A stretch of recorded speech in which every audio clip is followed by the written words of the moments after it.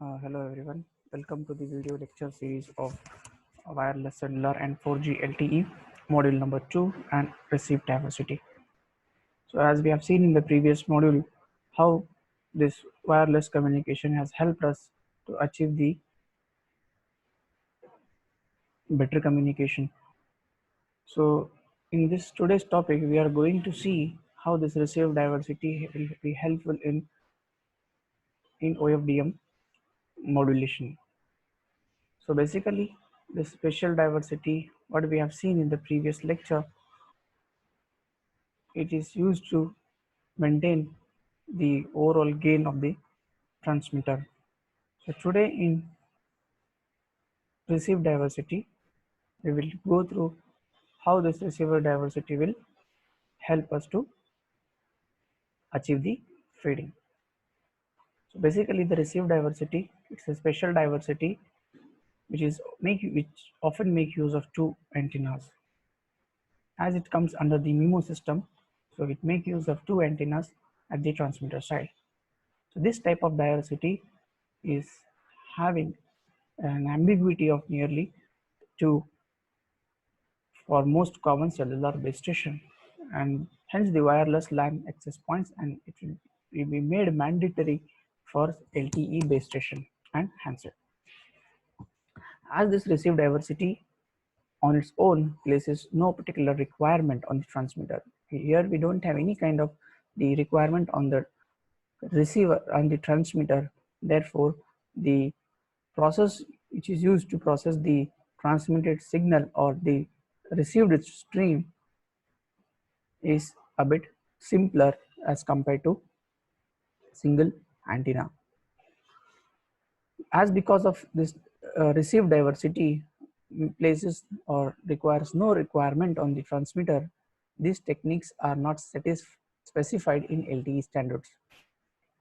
They are mostly used in all LTE handset and base stations.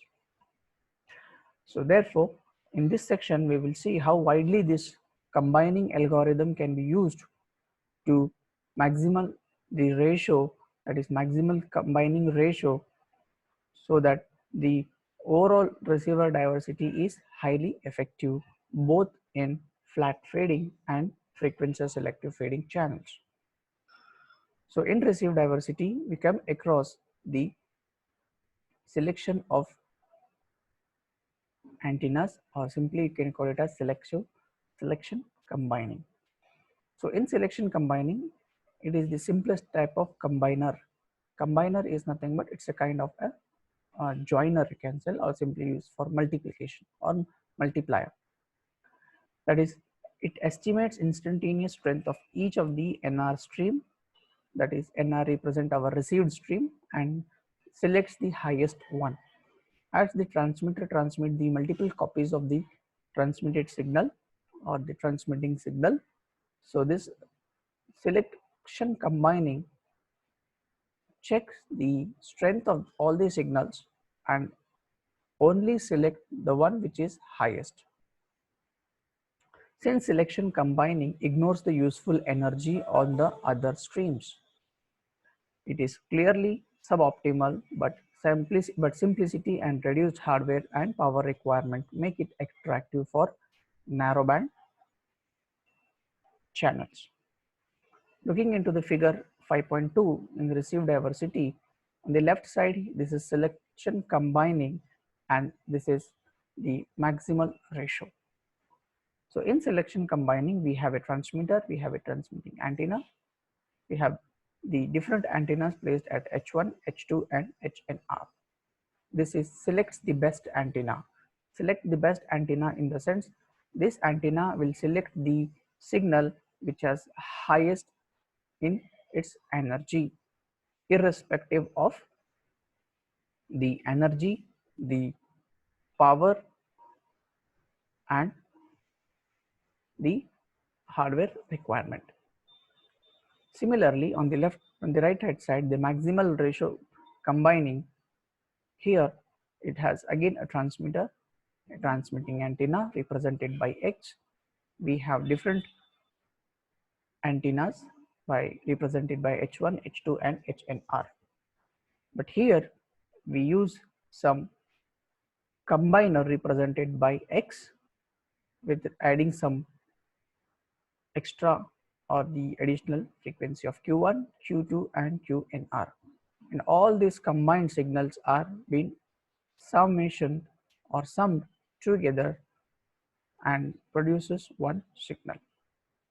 So therefore, instead of going for a wide band, we go for a narrow band.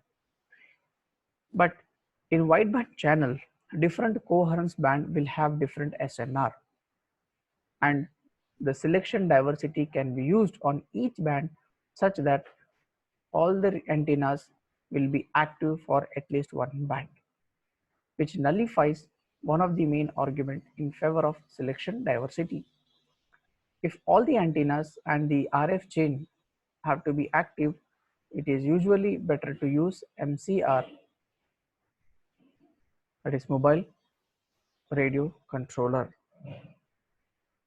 Based on this selection of the antennas, the gain of the diversity which employs here to be confirmed quite quickly by considering the outage probability, which is defined by P out is equal to P gamma less than gamma naught is equal to P.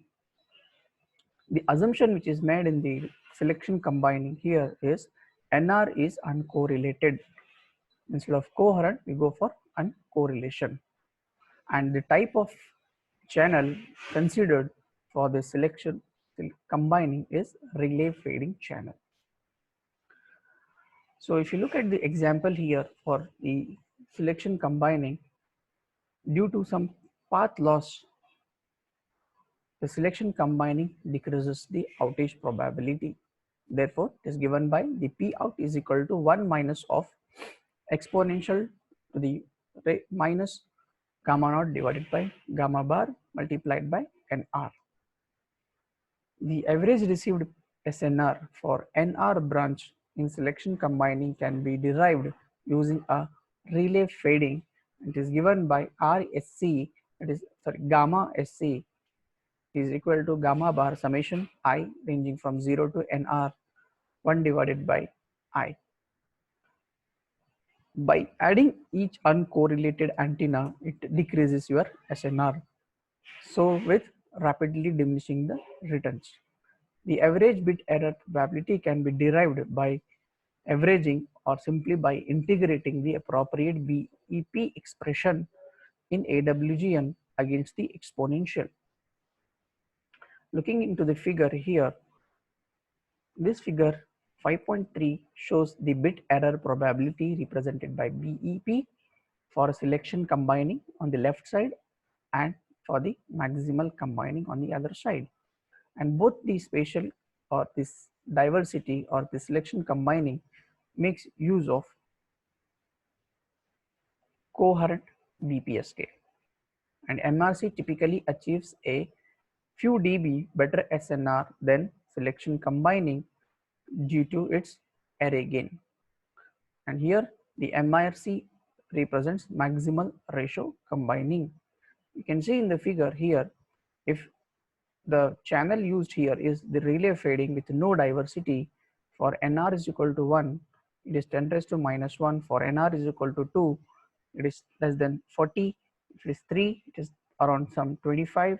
For 420, and for no fading, if your signal is not fading, then you may achieve the signal to noise ratio that is equal to between 10 and 15. So, and it shows how the signal to noise ratio is being reduced by increasing the number of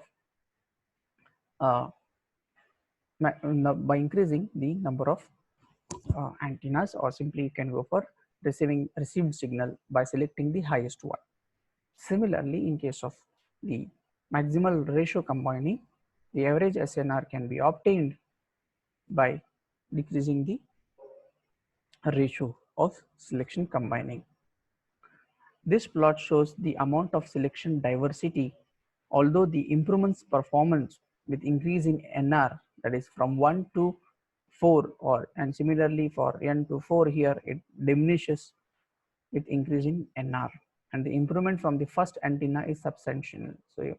So this line shows the number of receiving antenna for antenna 1, 2, 3, and 4, and similarly for here in maximal ratio it is 1, 2, 3, and 4. For example, a target of BPE, if it is set to 10 raised to minus 4 and about 15 dB here at the SNR of improvement can be achieved by adding a single receive antenna, and the improvement increases to 20 dB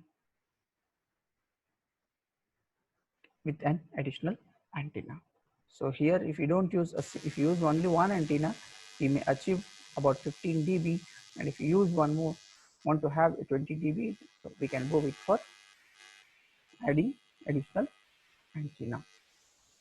So with this we can conclude that if you want to increase the performance of the system by selection combining with respect to spatial diversity, then the maximal ratio combining and the selective combining should be kept as much as near such that the improvements can be improved by increasing the number of antennas. Thank you.